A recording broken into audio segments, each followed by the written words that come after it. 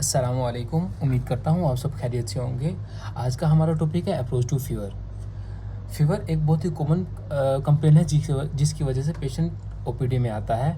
तकरीबन हर 3 में से 2 पेशेंट फीवर की कंप्लेन के साथ आते हैं। उसके अंडरलाइन काज कुछ भी हो सकता है, सिंपल सोर थ्रोट से लेकर किसी भी कैंसर तक का पेशेंट आ सकता है फीवर के साथ। तो इसके लिए हमें फ़ीवर को मैनेज करना ज़रूर आना चाहिए। सबसे पहले चलते हैं बॉडी के नॉर्मल मैकेनिज़्म की तरफ कि नॉर्मल तौर पे बॉडी का टेम्परेचर कितना होता है। ये टेम्परेचर स्पेसिफिक रेंज तक हमारे लिए रखना क्यों इम्पोर्टेंट है और बॉडी किस तरह से इस टेम्परेचर को स्पेसिफिक रेंज में रखती है। Normal human body temperature is 36.5 to 37.5 और जो आइडियल वे है टेम्परेचर को मेजर करने का, कोर बॉडी टेम्परेचर मेजर करने का, वो है रेक्टल वे टेम्परेचर। ये हो गया हमारा कोर बॉडी टेम्परेचर। हमारा ओरल बॉडी टेम्परेचर जो है, ओरल टेम्परेचर वो होता है 35.5 से 37.3 तक। अब ये जो टेम्परेचर है ये कोर बॉडी टेम्परेचर से थोड़ा कम इसलिए है क्योंकि हमारा ओरल बॉडी टेम्परेचर कम होता है, क्योंकि हम जब सांस ले रहे होते हैं हम वहाँ से हीट को डिसिपेट कर रहे होते हैं। तो हम इसका मीन भी ले सकते हैं। मीन बॉडी टेम्परेचर जो होता, मीन ओरल टेम्परेचर जो होता है वो 36.6 डिग्री सेंटीग्रेड। इसी टेम्परेचर को अगर हम फ़ारेनहाइट में कन्वर्ट करें तो यह है 97.7 टिल 99.5 फॉर डिग्री फ़ारेनहाइट। और ये सबसे बेस्ट तरीका ये है वो है रेक्टल वे। अगर हम ओरल बॉडी टेम्परेचर मेजर करते हैं तो हम उसमें 0.5 को ऐड करके हम रेक्टल टेम्परेचर को निकाल सकते हैं।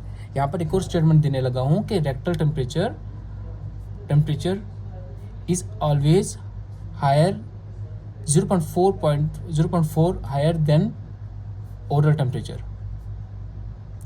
ठीक, मिसाल के तौर पे अगर कोई पेशेंट आता है और हमने उसका ओरल टेम्परेचर मेजर किया है वो ओरल टेम्परेचर है 36.2, तो हम उसमें 0.4 को ऐड करके हम रेक्टल टेम्परेचर निकाल सकते हैं 36.6।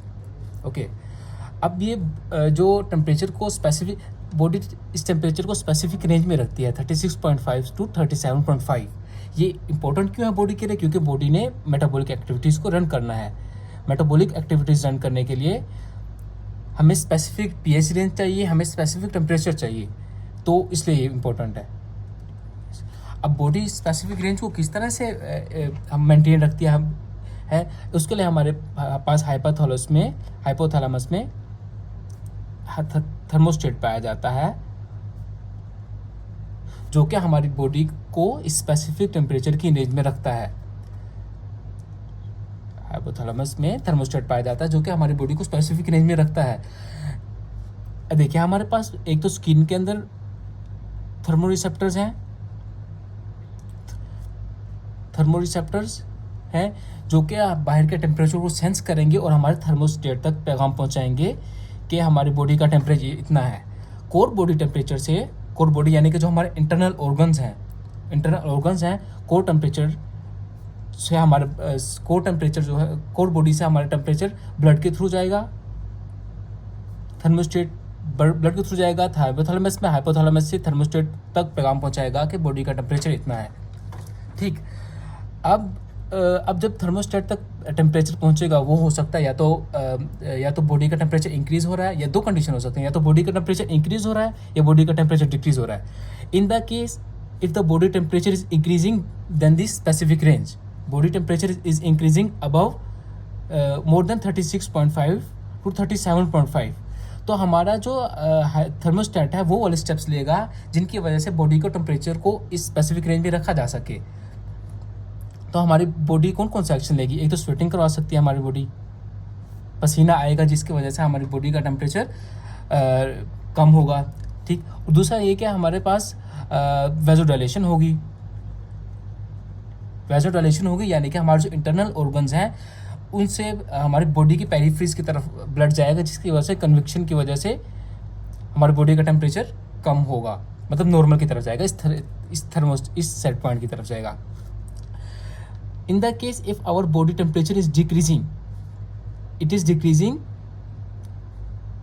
less than 36.5 37.5, अगर इस स्पेसिफिक रेंज से हमारा बॉडी का टेम्परेचर कम हो रहा है तो हमारी बॉडी वो वाले स्टेप्स लेगी जिनकी वजह से हीट को कंजर्व किया जा सके बॉडी में।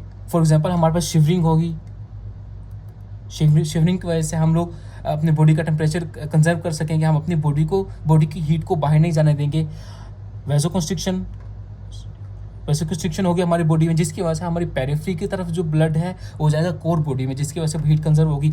शिवरिंग में क्या होता है, हमारे पास मसल की कॉन्ट्रैक्शन होती है, मसल कॉन्ट्रैक्शन होगी यानी कि कैलोरीज बर्न करेंगी, जिसकी वजह से हमारी बॉडी का टेम्परेचर इंक्रीज होगा। ठीक, यहाँ तक तो हो गई थी शिवरिंग की। इसके अलावा हमारे पास नॉन शिवरिंग थर्मोजेनेसिस भी होती है। नॉन शिवरिंग थर्मोजेनेसिस में ये होगा कि हमारे पास जो हमारे पास सिंपैथेटिक नर्वस सिस्टम है वो एक्टिवेट होगा, जो कि हमारे पास मेटाबॉलिक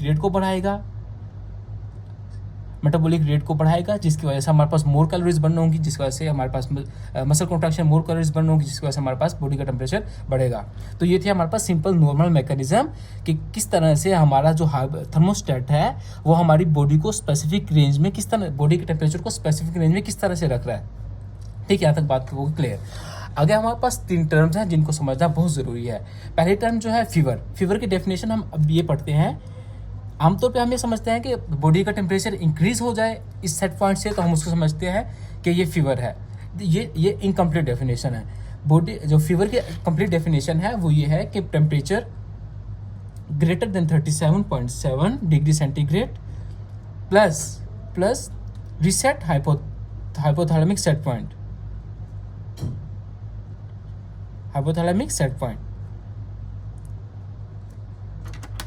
देखिए नॉर्मल तौर पर तो हाइपोथैलेमस का सेट पॉइंट 36.5 से 37.5 तक था, लेकिन फीवर की कंडीशन में जो हाइपोथैलेमस है अपना सेट पॉइंट को इंक्रीज करवा लेता। फॉर एग्जांपल हमारे हाइपोथैलेमस सेट पॉइंट को 37 से लेकर 39 तक ले जाएगा।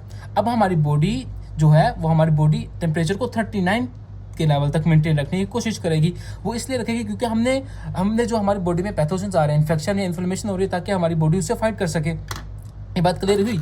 इसके 2 पॉइंट्स थे डेफिनेशन के। पहला पॉइंट तो ये था कि टेम्परेचर मोर देन 37.7 से ज़्यादा टेम्परेचर, और दूसरा पॉइंट ये था कि हमारा जो हाइपोथैलेमस का सेट पॉइंट है वो भी इंक्रीज हुआ है, रिसेट हाइपोथैलेमिक सेट पॉइंट। दूसरी टर्म जो है हमारे पास वो है hyperpyrexia is severe form of pyrexia. अब हाइपरपेरेक्सिया में टेम्परेचर होता है मोर देन 41.5 डिग्री सेंटीग्रेड। इसमें भी ऐसा ही होगा कि रिसेट हाइपोथैलेमिक सेट पॉइंट, यानी कि बॉडी का जो नॉर्मल सेट पॉइंट था टेम्परेचर का 36.5 से 37.5, उससे सेट पॉइंट को बढ़ाकर 39 तक ले गया या 38 तक ले गई ये बॉडी। अब 38 से 39 तक ही स्पेसिफिक रेंज है जो कि हमारा थर्मोस्टेट हमारे बॉडी को मेंटेन रखवा रहा है टेम्परेचर। ये बात क्लियर हुई। Reset hypothalamic set point for same example कि हो सकता है हमारी बॉडी के टेम्परेचर रेंज जो थी पहले 36.5 से 37.5 थी, अब वो 38 डिग्री सेंटीग्रेड तक मेंटेन रखने की कोशिश कर रही है बॉडी, क्योंकि हमारे थर्मोस्टेट ने हमारा सेट पॉइंट को इंक्रीज करवा लिया। ये होता पहला पॉइंट, ये इसका होगा दूसरा पॉइंट। अब तीसरी टर्म जो है हमारे पास हाइपरथर्मिया में क्या होता है कि बॉडी टेम्परेचर जो होता है more than 40.5 greater than 40.5 without reset hypothalamic set point. ये था पहला पॉइंट, ये था दूसरा point. In the hyperthermia we don't have hypothalamic reset point. Our hypothalamic reset point is normal, which is 36.5 to 37.5. Normal hypothalamic set point, which was 36.5 to 37.5. अब जो hyperthermia की condition होती है, आप इसको ये समझ लें कि जो लोग बहुत ज़्यादा धूप में काम करते हैं या उनको हीट स्ट्रोक की प्रॉब्लम हो जाती है, तो बहुत ज़्यादा सन एक्सपोजर की वजह से उनकी बॉडी का टेम्परेचर बहुत इंक्रीज कर जाता है, जिसको हम बोलेंगे exogenous heat exposure. Exogenous heat exposure, उसकी वजह से उनकी बॉडी का टेम्परेचर इंक्रीज हो जाता है। जो थर्मोस्टेट है वो बॉडी का टेम्परेचर सेंस करेगा और बॉडी को टेम्परेचर को इस सेट पॉइंट पे रखने की कोशिश करेगा, स्वेटिंग के थ्रू या वेजोडिलेशन करवाएगा, ताकि बॉडी का टेम्परेचर इस सेट पॉइंट के अंदर रहे। ठीक, लेकिन क्योंकि शदीद गर्मी में रहने की वजह से, बहुत ज़्यादा सन एक्सपोजर की वजह से बॉडी टेम्परेचर इंक्रीज कर जाता है 40.5 तक, लेकिन हमारे पास जो सेट पॉइंट है वो ये नॉर्मल ही रहेगा। दूसरी मिसाल के तौर पे आ जाता है endogenous heat exposure. Endogenous heat production. Endogenous heat production, हम कुछ ड्रग्स होते हैं जो कि हमारे मसल की कंट्रैक्शन को बढ़ा देते हैं, जिसकी वजह से हमारे पास इंटरनली तौर पे हमारे बॉडी का टेम्परेचर काफ़ी इंक्रीज़ कर जाता है। ठीक, यहाँ तक बात क्लियर हो गई। फीवर और पायरेक्सिया में हमारे पास जो है बॉडी का सेट पॉइंट इंक्रीज़ हो जाता है टेम्परेचर का, और हाइपोथर्मिया में नॉर्मल हाइपोथर्मिक सेट पॉइंट रहता है। आगे हम चलते हैं फीवर की पैथोजेनेसिस की तरफ। देखिए, हमारी बॉडी में कोई भी इन्फेक्शन या इन्फ्लेमेशन होगी तो उसकी सूरत में हमारे बॉडी में मोनोसाइट, मैक्रोफेजेस और एंडोथेलियल सेल की एक्टिविटी इंक्रीज करवा देंगे ताकि वो आके इस इन्फेक्शन से फाइट कर सके। अब ये जो मोनोसाइट्स और मैक्रोफेजेस हैं ये हमारे पास सिक्रेट करवाते हैं पायरोजेनिक साइटोकाइंस, जिसमें आता है इंटरलेकिन 1, इंटरलेकिन 6, ट्यूमर नेक्रोटिक फैक्टर और इंटरफेरोन गैमा। इनकी सिक्रेशन इंक्रीज होगी जो कि हमारे ब्लड के सर्कुलेशन में जाएगी, ब्लड के सर्कुलेशन से होते हुए हाइपोथैलेमस तक पहुंचेगी। हाइपोथैलेमस इन चीज़ों की रिस्पॉन्स में सिक्रेट करेगा प्रोस्टाग्लैंडिन E2। ये बहुत इंपॉर्टेंट है प्रोस्टाग्लैंडिन E2, क्योंकि बाद में यही प्रोस्टाग्लैंडिन E2 साइक्लिक AMP के थ्रू हमारी बॉडी का जो थर्मोस्टेट का सेट पॉइंट है उसको इंक्रीज करवा देगा। Cyclic prostaglandin E2 cyclic AMP को स्टिमुलेट करेगा जो कि आगे elevate thermo regulatory set point, जो कि सेट पॉइंट को बढ़ा देगा। फॉर एग्जांपल हमारी बॉडी का सेट पॉइंट हो जाएगा टेम्परेचर का 39 डिग्री सेंटीग्रेड। अब आगे हमारा थर्मोस्टेट जो है इसी टेम्परेचर को मेंटेन रखने की कोशिश करेगा बॉडी में।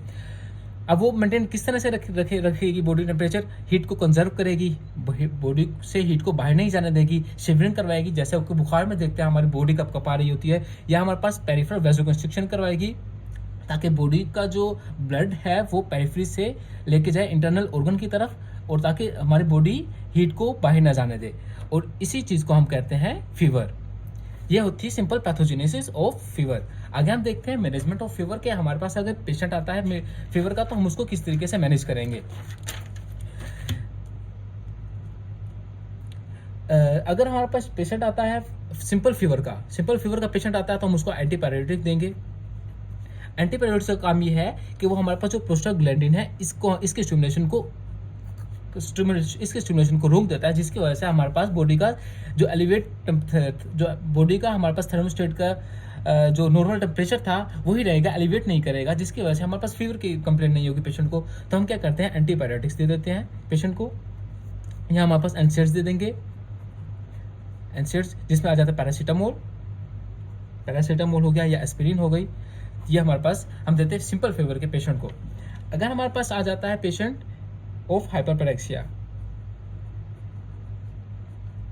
हमने तीन तरह की टर्म पढ़ी, फीवर हो गया, हाइपरपेरेक्सिया, हाइपोथर्मिया। हम इन तीनों की मैनेजमेंट देख रहे हैं। सिंपल फीवर के पेशेंट को हमने एंटीपायरेटिक्स दी या हमने उसको एनसेड्स दिया ताकि वो प्रोस्टाग्लैंडिन को रोक के आगे हमारे पास सारी मैकेनिज्म को, फीवर के मैकेनिज्म को रोक सकें। आगे हमने देखा फीवर पेरेक्सिया के पेशेंट को हम किस तरह से मैनेज करेंगे। हम उसमें एंटीपायरेटिक्स भी देंगे, प्लस हम उसमें कूलिंग ब्लैंकेट्स, या हम उसके ऊपर उसके माथे पे गीली पट्टियाँ रखेंगे, ठंडे पानी की पट्टियाँ, ताकि उसका जो बॉडी का टेम्परेचर है वो नॉर्मल हो सके। ठीक, ये हो गया हाइपरपेरेक्सिया के लिए। अब तीसरी जो था हाइपरथर्मिया को किस तरीके से मैनेज करेंगे। हाँ, हाइपरथर्मिया में की मैकेनिज्म हमने पीछे देखी थी कि हाइपरथर्मिया में जो थर्मोस्टेट का टेम्परेचर था वो नॉर्मल ही रहता है, यानी कि ठीक नॉर्मल ही रहता है 36.5 से 37.5। तो इसमें हमारे पास एंटीबायोटिक्स देने का कोई रोल नहीं है। एंटीबायोटिक्स का हमारे पास यहाँ पर काम नहीं करेंगे क्योंकि उसकी हाइपरथर्मिया की मैकेनिज्म ने इस रूट को फॉलो नहीं किया। तो हमारे पास प्रोस्टाग्लैंडिन को रोकने का हमारे पास कोई फायदा नहीं। तो एंटीबायोटिक्स हम हाइपरथर्मिया के पेशेंट को नहीं देंगे। No role of antibiotics. हमारा जो सिर्फ हम जो मैनेज करेंगे, हम कूलिंग ब्लैंकेट्स देंगे। हम कूलिंग ब्लैंकेट्स, मैंने जैसे बोला कि अभी हम उसके माथे पर ठंडी पट्टियाँ रखेंगे ताकि उसका बॉडी का टेम्परेचर नॉर्मल कर सकें। कूलिंग ब्लैंकेट्स देंगे, या हमारे पास रेक्टल कोल्ड इन्फ्लुएंस है, रेक्टल कोल्ड इन्फ्लुएंस, ताकि हम उसकी बॉडी का टेम्परेचर नॉर्मल कर सके कोल्ड इन्फ्लुएंस। तो यहाँ तक हमने पढ़ा, थोड़ी सी नॉर्मल मैकेनिज्म देखी हमने, नॉर्मल मैकेनिज्म देखी बॉडी की, हाउ कैसे बॉडी मैनेज करती है फीवर को। उसके अलावा हमने तीन टर्म्स पढ़ी, फिर हमने पैथोजेनेसिस देखी और एंड में हमने थोड़ी सी मैनेजमेंट देखी फीवर की। इससे अगले 2 वीडियोस बनाऊंगा, एक है फीवर ऑफ अननोन ओरिजिन और दूसरी एक और वीडियो होगी, वो होगी फीवर विद रैश। उसमें हम थोड़ा सा डीप में पढ़ेंगे कि हम फीवर को किस तरह से अप्रोच करेंगे। तो अगर यहाँ तक हमारी वीडियो होती है ख़त्म। उम्मीद करता हूँ कि आपको ये वीडियो पसंद आई होगी। अगर किसी भी तरह का कोई भी सवाल है या किसी भी तरह की कोई भी बात करना चाहते हैं तो आप कमेंट बॉक्स में रब्ता कर सकते हैं।